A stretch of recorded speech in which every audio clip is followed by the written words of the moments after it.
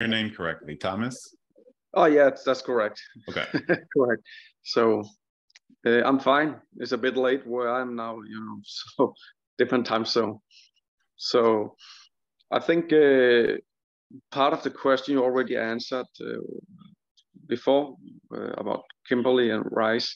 I'm also dealing with some anger and some grief and a lack of forgiveness. I have a lot of loss. 2 months ago, 1.5 months ago, my mom passed away. And yeah, there's a lot of grief, but also early in life. So there's a lot of things I have to heal inside. I can feel that now. Like I have to invent myself again. And even I'm working, I also watch your videos on YouTube and do some other work, do some meditation, but I feel a bit lost, how to forgive, how to feel this self-love and worth, like Kimberly also dealing with. I'm trying to look in myself in the mirror, but it's not that easy as it. Yeah. Okay. Can you tell me your full name 3 times, please? Yeah, Thomas Barsø Jungmark. Thomas Barsø Jungmark. Thomas Barsø Jungmark. Thank you.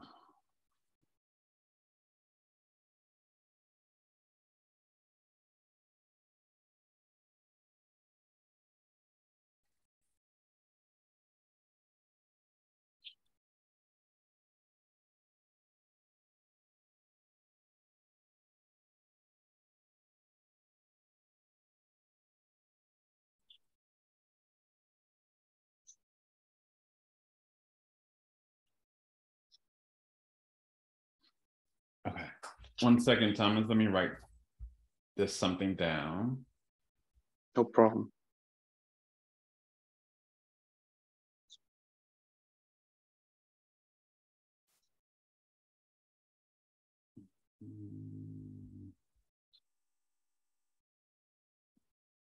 Okay. So there was just a few things that I was shown for you. Particularly, let's start with the grief part of it. The grief part of it is there's one aspect of it why for you is that there are 2 things around grief that I was shown for you. One is that you have to allow yourself to grieve. I'm not seeing that fully for you. There's a part of you that wants to move past it fast. And that's kind of why it's stuck. You kind of get stuck because it's a suppression. And anytime we suppress, there is no healing that can come from that. And there is no transition that can come from that. So when we suppress an emotion, what happens is, or when we try to run past an emotion, and not move past it, what we're saying, it sends a few signals. And one of the signals you've been sending to yourself is, I'm not enough like this. When I'm sad, I'm not enough. When I'm sad, I'm not lovable. When I'm grieving, I'm not lovable. This is a message we send when we try to, if I'm angry and I'm trying to get past anger, I try to go past it. I try to go immediately past it and not listen. I'm not enough. The second thing to understand is that emotions are messengers. They have messages to them. Every single emotion has a message, every single one. And a lot of times we cannot receive the message that it has for your development and for your growth if you don't feel it. Even grief has a message oftentimes of what the next level of your life wants to be. Because with grief, there is a chapter that closes. And it's understandable that you feel the loss of that and that you feel the hurt of that, especially when the chapter is closing because there has been someone we love that is no longer here in physical, right? That's very understandable. And this is what's happening for you. But when you feel it, when you allow yourself to grieve, and when I say allow yourself to grieve, I mean, when I'm going through grief, even, even though I can talk to people on the other side, I can communicate and all that, I still have lost feelings when they transition, right? Because I don't have the same type of relationship with them anymore. They are no longer physical. They are non-physical. So I can't just go over to my grandmother's house and eat cinnamon rolls anymore, right? I can talk to her, but I can't just go over there and eat cinnamon rolls like I love to do. So there's a loss like that, right? And I have to feel that loss, but a part of you that is, what's the word? The suffering that I'm seeing in your energy field with the grief, because grief is pain, but it doesn't have to be suffering. And I see suffering for you. And the suffering I see for you with this grief is there's a message that you're carrying that your life has been diminished. You have been diminished because of the loss. You have been diminished. Your life has been changed, yes. Your life is different, yes. But you are not diminished. You are not less than. You are not unable anymore because of this. Your life is going to be different, but it's not less than. And this is a part of the grieving that I'm seeing that's keeping you stuck. So I really want you to really work with that I'm not diminished. I'm not less than. This hurts. This fucking sucks. This is painful, but I'm going to be okay. Eventually, I may not see how right now. This is a thing that to soothe yourself with, right? A mantra to soothe yourself with. I may not see how right now, but I'm going to be okay and things will get better for me. I may not see how. I don't have to understand how right now, but I will be okay and things will get better for me, right? The other part of this, Thomas, is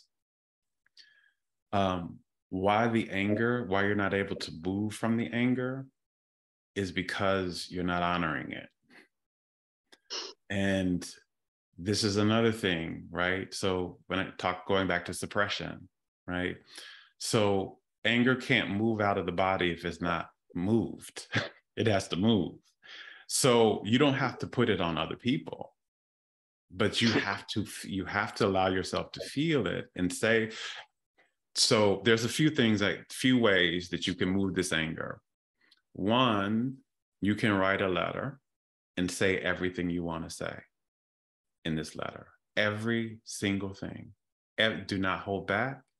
Do not tote words. If you're mad or angry or you want to cuss, write it out. Say everything you need to say.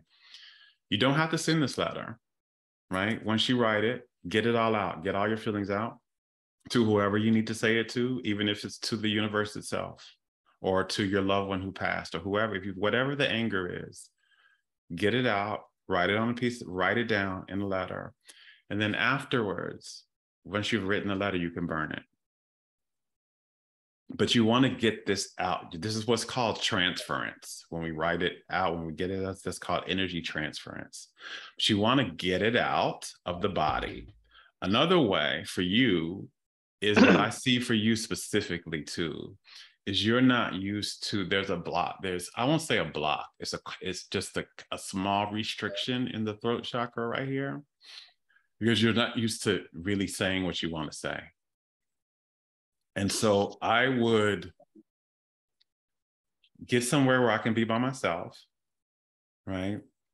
Where you can be alone. If you don't live alone, go somewhere where you can be alone. But if you live alone, like in the house, in the apartment, in the room, whatever, close the door and say everything you want to say while you're angry. Scream if you need to scream, yell, wave your hands, like get this. You've been and this is not also, by the way, Thomas, this is not your fault. You were taught this. You were taught this is what a good human being looks like. This is what a good man looks like. And I see this particularly in your family system. So this is, you hold this and you suppress because this is how you don't let these things out. But this suppression is hurting you. Suppression always hurts us. It never helps. Never. You need to express. And what you're going to find when you get this anger out, I would even, some places have rage rooms. You may not have one where you are, but you can make one. You can go somewhere, go get some. This is one of my favorite things to do when I have anger that I need to express. I get a really cheap plate from a dollar store, like a 50 cent. I might get 5 of these plates. And I'll go somewhere safe where nobody else is around.